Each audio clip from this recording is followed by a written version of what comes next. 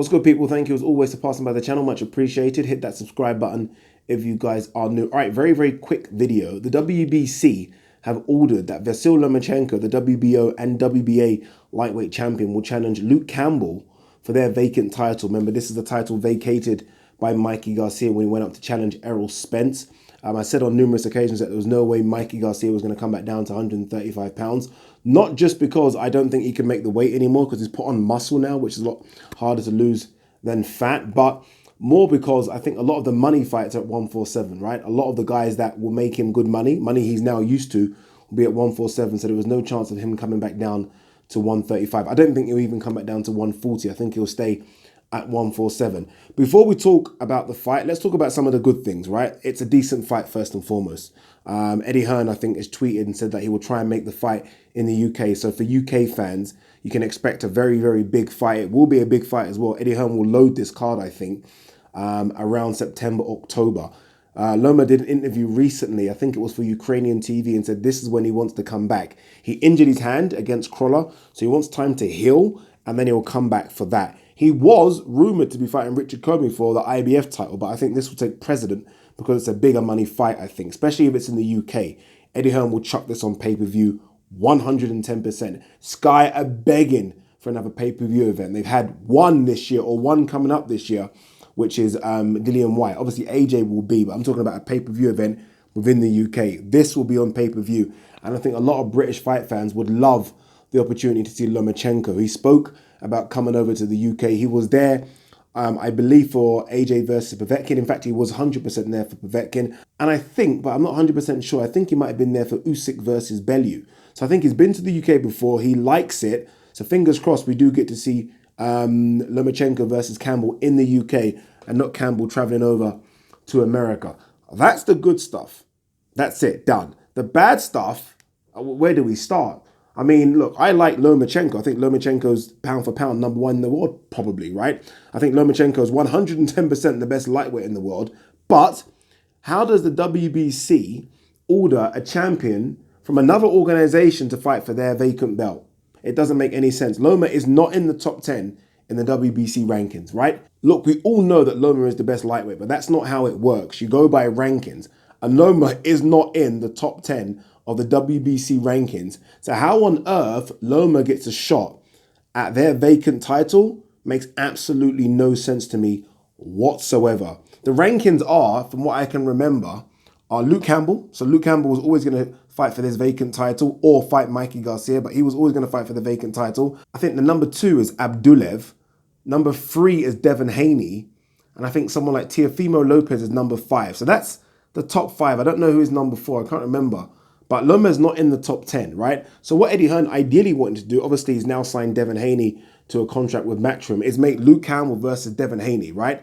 And give Abdulev step-aside money, which he probably would have taken, and maybe give him the first options or first refusal on a voluntary if any of those two guys win. That was how the plan was working out. Luke Campbell, Devin Haney, whether in America or the UK, that was what I think made sense, right? And then the winner maybe either fight Abdulev in a voluntary or fight Vasyl Lomachenko or Richard Comey, whoever. Not this. This doesn't make any sense.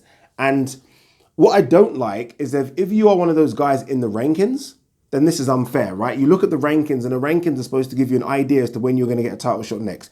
That's why you work yourself up in the WBC rankings. That's why you fight for like WBC international belts and all that kind of stuff, just to put yourself in the rankings. Loma hasn't done that. Loma's been fighting for the WBO and WBA. So how on earth Loma gets this opportunity makes absolutely no sense.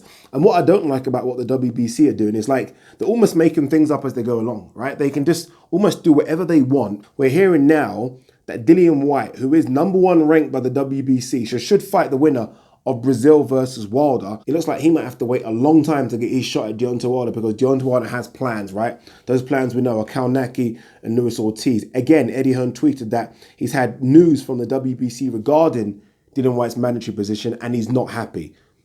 So the WBC make up stuff as they go along. If they are going to do what they've done now, which is enforce this, then why not enforce Deontay Wilder versus AJ?